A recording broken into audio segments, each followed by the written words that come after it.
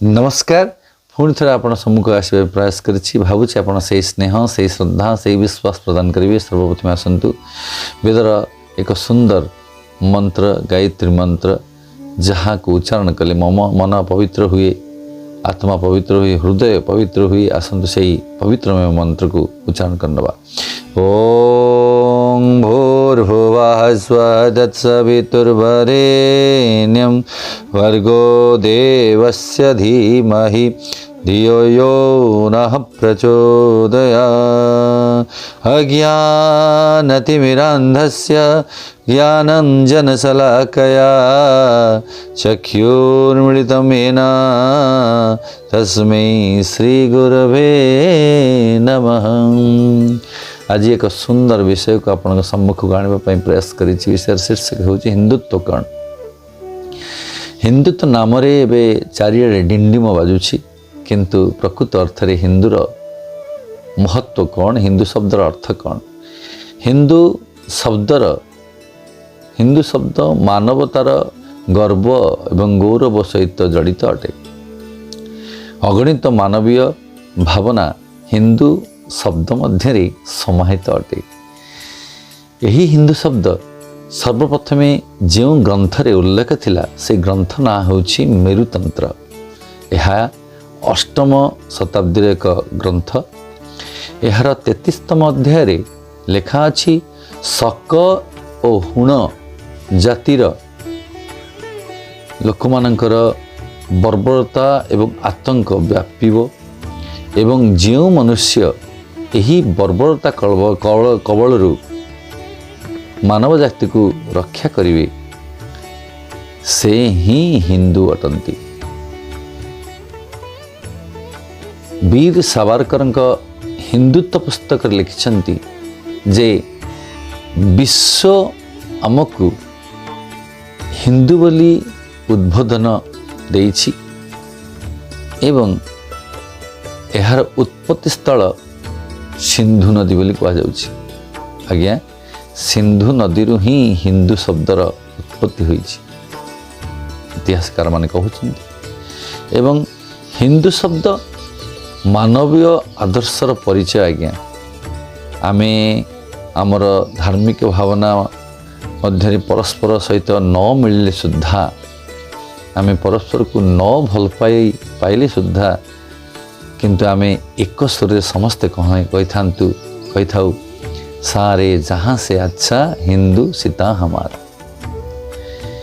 यही शब्द यही हिंदू शब्द गर्व गौरवर प्रतीक। आज्ञा यही शब्द सहित अनेक वीर अनेक वीरता अनेक स्वाधीनता संग्रामी सहित जड़ित अछंती। जेपरी वीर शिवाजी, राणा प्रताप, स्वामी विवेकानंद, वीर सावरकर मानक जदि आमे देखिबा तांको भितर हिंदुत्व जागृत होइतला। एवं कहा जाए अद्भुत रूपकोशरे कहा जाए दुष्टता को नाश करुवा लोक मानक हिंदू कहा जाए। सेहीपरि हेमंत कोश अनुसार कहा जाए जे जो माने नारायण बा ईश्वर को भक्ति करती से माने ही हिंदू। एवं राम कोशरे कहा जाए हिंदू माने दुष्ट एवं अधर्मी नुहंती किंबा कहा पाई केबे कुकर्म करती नहीं। इति पवित्रतम वाक्य हिंदू अर्थात हिंदू जाति।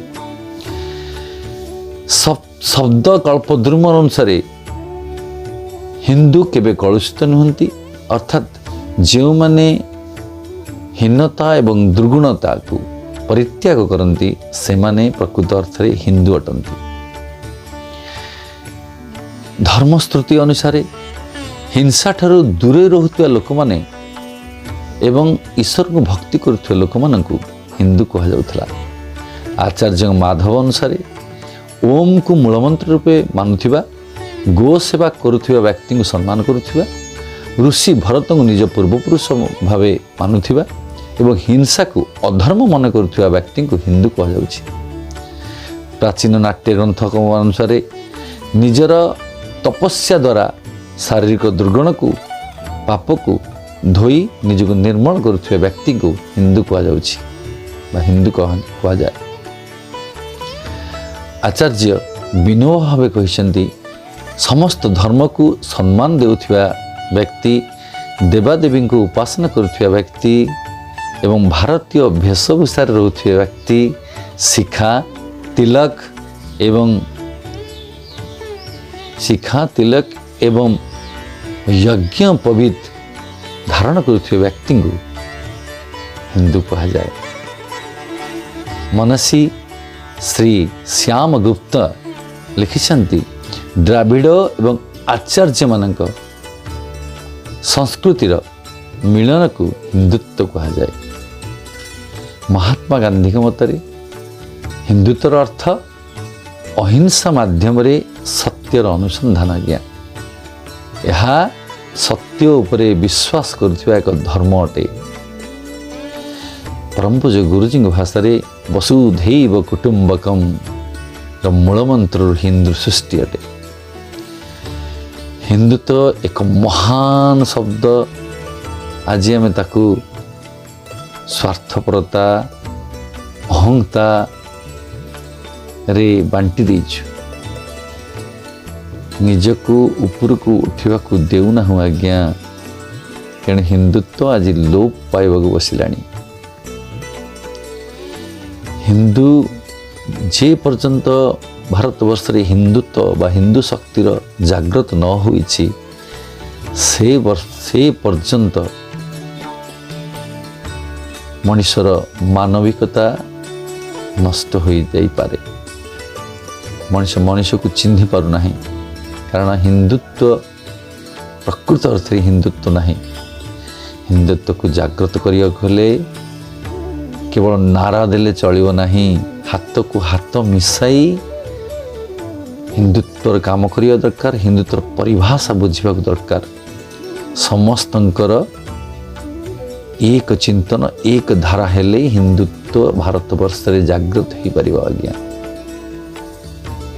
ଆଗକୁ ଅନେକ କଥା ରଖିଛି ଆପଣଙ୍କ ପାଇଁ। ନିଶ୍ଚିତ ଭାବରେ ହିନ୍ଦୁତ୍ୱ ଉପରେ ଅନେକ କଥା କହିବି। ଏବେ ଆଜି ଏଇଠି ରଖୁଛି। ଓମ୍ ଶାନ୍ତି ଶାନ୍ତି ଶାନ୍ତି ସର୍ବ ଆରିଷ୍ଟ ସୁଶାନ୍ତି ରୁହ।